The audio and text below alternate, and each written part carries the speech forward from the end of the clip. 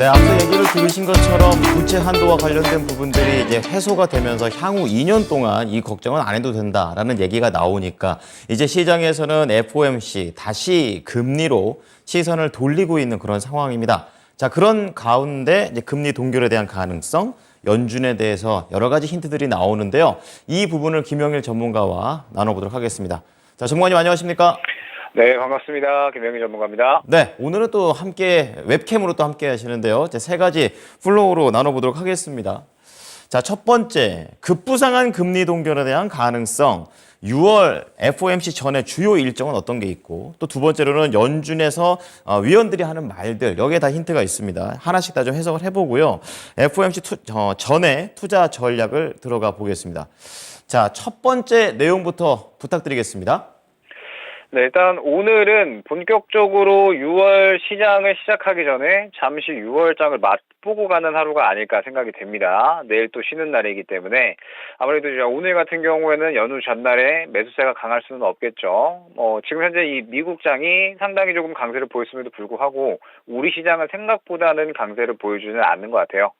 그러면서 어찌됐든 내일이 휴일이기 때문에 오늘 하루는 한번 6월 달이 어떻게 진행이 될지 준비를 해보는 그런 하루로 또 활용을 해보면 어떨까 이런 생각을 했는데 또 6월 중순까지 굉장히 일정이 여러 가지가 있잖아요. 저번 주에도 제가 여러 가지 일정들을 좀 많이 말씀을 드렸던 것 같은데 각종 물가 지표가 발표가 되고요. 그 다음에 FOMC 일정까지 이미 또 이제 발표가 된 물가나 그 다음에 고용 지표도 있기 때문에 이 부분도 전체적으로 함께 다뤄보면서 과연 연준이 6월 FOMC에 대해서는 또 어떻게 접근을 하려고 하는지에 대해서 오늘 한번 이야기를 해보도록 하겠습니다.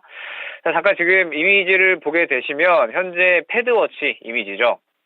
지금 현재 오늘 이 따끈따끈한 금리 인상 가능성 지표라고 보시면 되는데 현재 이 왼쪽에 보시는 게 금리 동결 가능성입니다. 이 금리 동결 가능성이 금리 인상 가능성보다 상당히 훨씬 높은 모습을 보여주고 있죠. 70% 이상의 금리 동결 가능성이 상당히 이제 치고 올라온 모습을 확인을 할 수가 있는데 이러한 원인은 바로 최근 나왔던 경제 지표들, 그 다음에 이 부채 한도 협상권에 대한 부분이 원인이 아닐까 생각을 하고 있습니다. 우리가 약간 거슬러 올라가서 보면 불과 한 저저번 주 정도였던 것 같아요. 그때는 금리 인상 가능성이 좀 더 높았었거든요. 왜 그러냐라고 하면 또 잠깐 이미지를 보면서 이제 또 이야기를 해보면요. 그때 당시에 이제 이야기를 했을 때 PC 소비 지출 지수가 예상 밖으로 상당히 급등을 했었습니다. 전달 대비 0.4% 이제 올라가는 모습을 보이면서 상당히 이제 시장이 예상했던 것보다도 이 물가 지표가 상당히 좀 높은 모습을 보였었고 그다음에 연준의 의사로까지 동시에 발표가 됐는데 연준 인사들이 이번에도 금리 인상을 해야 된다라고 이제 이야기를 하니까 이 부분에 대해서 시장이 금리 인상 가능성을 상당히 좀 높게 점친 거죠. 그래서 이제 이 전체적으로 한 저저번 주 정도까지는 금리 인상에 대한 가능성이 조금 더 이제 높았던 것 같습니다. 그런데 최근에 나왔었던 이제 지표들을 보자고 하니까 이와는 조금은 상이한 결과치를 보여준 거죠. 잠깐 또 이제 보게 되면 이번에 발표된 고용 지표를 한번 보고 가도록 하겠습니다. 결과적으로는 고용 지표 취업자 수가 사실 상당히 좀 증가한 모습을 보였어요. 이 부분은 사실 원래 시장에서는 별로 좋게 해석을 하지는 않죠. 여태까지 이제 고용 지표가 상당히 이제 높게 나왔을 때에는 고용 시장이 워낙에 조금 활발하구나. 고용 시장이 살아 있으니까 당연히 써야 될 임금도 이제 늘어나고 그다음에 일하는 사람들이 또 늘어나게 되면 당연히 또 돈을 많이 쓸 거잖아요. 그러면 또 물가도 올라가니까 고용 시장이 이렇게 강해버리면 경제도 튼튼하니 금리 인상을 계속해서 해도 문제가 없겠구나라고 이제 연준이 받아들인 거죠. 그래서 여태까지는 고용 시장이 강했었던 부분에 대해서는 사실 시장에서는 좋지 않게 받아들였었습니다. 그런데 이번에는 약간은 이제 다른 수치가 나온 거죠. 비농업 일자리는 증가하기는 했으나 실업률도 동시에 높아졌다라는 점. 그러면서 25세에서 54세까지 젊은 인구의 노동시장 참여율이 이제 올라간 거죠. 그러면서 오히려 이 부분은 일종의 골디락스 현상이 아닌가 이렇게 이제 일부 전문가들은 이야기를 하고 있습니다. 뭐 골디락스 현상 같은 경우에는 예전에 우리가 한번 이제 이야기를 했었던 것 같은데 경제는 굉장히 잘 살아 있는데 물가는 올라가지 않는 상태. 이러한 이제 이 경제에 대한 기대감이 나타나는 현상을 골디락스 현상이라고 하거든요. 그래서 지금 현재 골디락스 현상까지도 기대를 한다라고 투자가들이 좀 이야기를 하고 있는 상황이고 여기에 더해서 또 이제 한 가지를 더 살펴보자라고 한다면 부채 한도 협상에 대한 건인 것 같아요. 최근에 이제 부채 한도 협상이 타결이 됐죠. 그러면서 이 부분도 영향이 있다라고 생각을 해주시면 됩니다. 보통 부채 한도 협상이 타결되면 이 부채의 이 상한선이 늘어나기 때문에 국채 발행 물량이 늘어나게 되거든요. 그래서 이 미국의 시중 유동성을 흡수하는 효과가 발생을 하게 됩니다. 그러면 당연히 연준이 나서서 금리를 올리지 않아도 유동성이 축소가 되기 때문에 금리를 어느 정도는 올리는 효과를 또 어느 정도 받아들일 수가 있거든요. 때문에 현 시점에서 부채 한도 협상 타결까지 이루어지게 되다 보니까 금리 인상의 필요성이 마찬가지로 떨어졌다라고 생각을 해주시면 되는 겁니다. 때문에 이러한 이제 전체적인 여러 가지 종합적인 지표들을 봤을 때 약간의 이 일전에 나왔었던 지표들과는 다르게 최근에 나왔었던 지표들이 상당히 또 이 시장의 금리 인상의 필요성을 낮추는 그러한 결과로 나왔기 때문에 지금 현재 상태에서는 금리 동결의 가능성이 상당히 높아졌다라고 생각을 해주시면 될 것 같습니다. 네. 자, 금리 동결 쪽으로 좀 더 시나리오가 가고 있다라고 좀 주체적인 분석을 해주셨는데요. 그럼 두 번째 하이라이트로 넘어가 보도록 하겠습니다. 그렇다면 이제 연준 위원들의 발언도 상당히 중요합니다. 근데 뭐 일관되게 한 목소리가 아니기 때문에 이제 말들을 하나씩 좀 분석을 해봐야 되겠는데요. 현지 분위기 어떻습니까? 일단 최근에 연준 인사들의 이러한 이 의견들을 보게 되면 상당히 왔다 갔다 하고 있는 것 같아요. 여태까지 연준이 금리를 인상할 때마다 가장 큰 배경으로 뭘 얘기를 했었냐면 아직 노동시장이 과열이 돼 있다라고 이제 많이 이야기를 했었거든요. 5월 비농업 부문의 신규 고용이 어찌됐든 33만 9천 명이 증가를 했습니다. 그러면서 예상치였던 19만 명 대비 큰 폭으로 상회를 했기 때문에 결국에는 노동시장은 어찌됐든 결과를 봤을 때 뜨겁다라는 이야기가 됩니다. 어찌됐든 뭐 5월 실업률이 상당히 큰 폭으로 또 상승을 하기는 했지만 여전히 이제 노동시장에서도 어찌됐든 이 고용자 수는 전체적으로 증가를 하는 모습을 보였거든요. 때문에 실업자 수도 증가를 하고 그 다음에 고용시장, 고용 이 지표 자체도 어찌됐든 올라오다 보니까 지금은 이제 연준에서도 어떻게 해야 될까 이런 부분들을 아직 정확하게 정하지를 못하고 있는 것 같아요. 그래서 이제 연준 인사들이 금리 인상해야 된다. 아니다. 금리는 지금 한 차례 정도는 템포를 좀 쉬어가도 되지 않을까. 전체적으로 의견이 갈리고 있는 것 같거든요. 때문에 지금 이제 이 고용 지표가 어찌됐든 당장에 금리를 결정을 하기에는 무언가 혼재된 메시지를 보내고 있다라고 생각을 해주시면 될 것 같습니다. 그러면서 최근에 이제 연준 인사들의 말들을 한번 이제 살펴보게 되면 패트릭 카커 필라델피아 연준 총재가 6월 금리 인상을 건너뛰는 것을 원하고 있다라고 이제 한번 표현을 했었고요.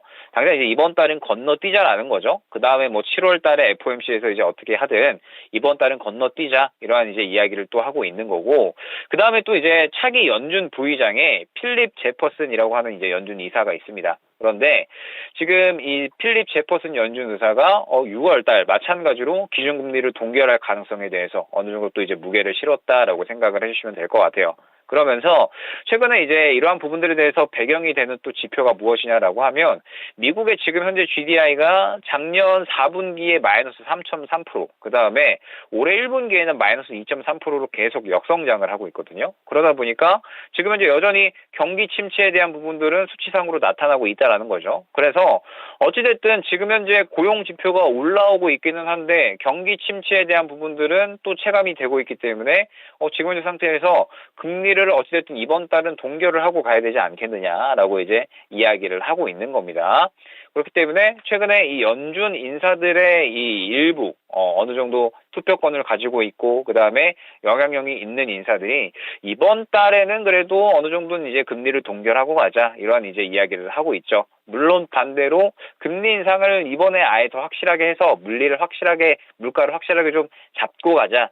이런 식으로 이야기를 하는 연준 인사들도 있겠지만 아무래도 이제 금리 동결에 대한 가능성들이 상당히 조금 지금 현재 상태에서는 당장에 높아지고 있다라고 이제 봐야 될 것 같고 전체적인 이러한 부분들을 봤을 때, 지금 현재 상태에서는 그래도 금리 동결에 대한 가능성이 조금 더 높아졌다라고 생각을 해주시면 될 것 같습니다. 네. 자, 계속해서 6월에 가장 중요한 이벤트 중에 하나가 바로 FOMC가 되겠습니다. 두 가지 플로우로 좀 더 구체적으로 앞으로 좀 전망을 해주셨는데요. 그럼 우리 투자자 입장에서 가져야 될 전략 어떤 게 좋을까요? 네, 일단은 다음 주에 결국에는 또 CPI가 발표가 되고요. 그 다음에 FOMC가 진행이 됩니다. 그러면 어찌됐든 FOMC 진행하기 전에는 CPI에 대해서 시장이 주목을 하고 그 전까지는 눈치 보기 장세가 어느 정도 이제 생겨날 가능성이 있겠죠. 다만 지금 현재 이 전체적인 지표들, 그 다음에 연준의 어떤 인사들의 말들, 그리고 지금 현재 부채 한도 협상 타결에 대한 건들, 이런 것들을 봤을 때 현재 이 금리 동결에 대한 가능성이 상당히 높아진 것은 사실인 것 같습니다. 때문에 현재 상태에서 이 금리 동결 가능성은 결국에는 한 템포 정도는 쉬어갈 수 있겠구나라고 해석을 해주시면 될 것 같습니다. 7월 달에는 또 당장 금리 인상을 또 바로 할 수도 있다라고 이야기를 하고 있는 상태고, 일부에서는 또 베이비 스텝이 아니라 빅 스텝까지도 7월 달에 이야기를 하고 있는 상태라서 어찌됐든 이번 달에는 쉬어갈 수는 있겠다라고 생각을 이제 해주시면 될 것 같아요. 자, 그러면서 이제 시장에 대한 부분을 조금 더 이야기를 해보면, 간밤, 그리고 이제 주말 동안에 이 미증시가 상당히 좀 강했었죠. 상당히 강했었음에도 불구하고 우리 증시는 오늘 생각보다는 약한 것 같습니다. 사실 종목들을 보게 되면 전체적으로 그렇게 강하다라는 느낌도 안 들고, 그 다음에 오전에 리튬 갔다가 그 다음에 또 이제 곡물 갔다가 그 다음에 지금 또 설탕값 올라간다라고 해가지고 설탕 관련된 종목들도 막 중구난방으로 올라가고 있거든요. 결국에는 여전히 오늘 같은 경우에는 상당히 좀 수급이 중구난방이다라고 생각을 합니다. 그러면서 이제 특이점이 하나 좀 생길 만한 것이 무엇이냐라고 했을 때, 간밤에 미국 시장에서 반도체 지수가 상당히 조금 이제 하락을 했거든요. 반도체 지수가 이제 왜 하락을 했냐라고 하면 역시나 그동안에 너무 큰 상승을 했기 때문에 그렇겠죠. 그러면 어찌됐든 최근 시장에서 반도체 쪽이 주도주 역할을 많이 해줬기 때문에 반도체 쪽에서 수급이 풀려나간다라고 하면 항상 강조드렸던 부분이죠. 반도체 쪽에서 수급이 다른 쪽으로 어디로 넘어갈 수 있을까? 이 부분을 지금은 어느 정도 주목을 해야 되지 않을까라고 생각을 하고 있고, 그러한 흐름을 본다라고 했을 때 오늘과 수요일이 중요하겠죠. 오늘 그리고 내일 쉬고 수요일, 이렇게 오늘과 수요일이 결국에는 또 새롭게 이 반도체 쪽에서 수급을 받아줄 수 있는 섹터에 또 수급이 넘어갈 수가 있는 거기 때문에 오늘과 수요일은 새롭게 수급을 받아주는 섹터가 어디인지 이 부분을 주요하게 보시면서 시장 대응을 준비를 해주셔야 될 것 같고요.